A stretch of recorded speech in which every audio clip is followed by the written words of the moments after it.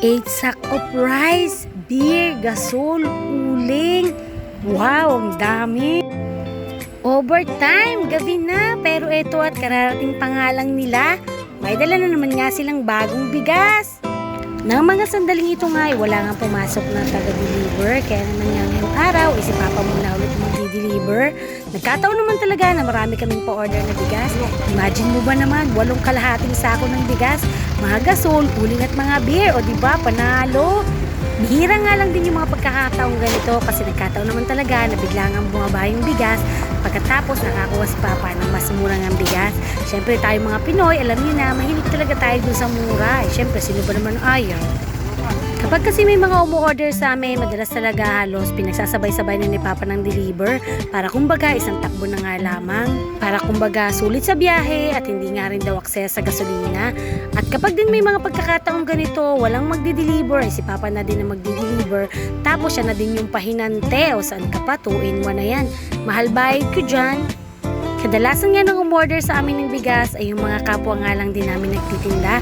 Kaya naman talaga, konting-konti lang talaga din ang tinutubo namin dyan sa bigas. Kumbaga nagpapatong lang kami ng konti, ganun lang.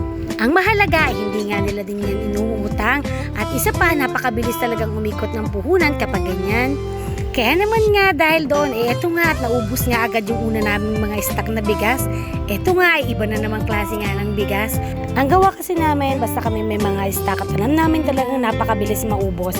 Pag nakikita namin na kukunti na ang stock, naghahanap ulit kami ng panibago na pwede namin pagkunan. At opo, hindi lang isang supplier ang kinukunan namin yung bigas. Kumbaga kung saan mas mura, kung saan kami mas makakatipid, ay dun kami muna kumukuha. Dahil syempre hindi naman natin maiiwasan na minsan yung iba nating supplier ay nauubusan din sila ng stock.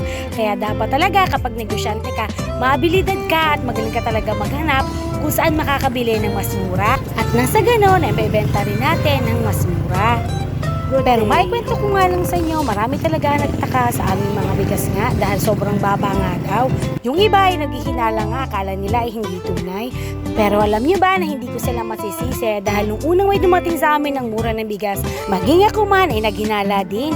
Pero huwag kayo mag-alala dahil ito nga ay subok na namin na talagang ito ay tunay, maganda at masarap.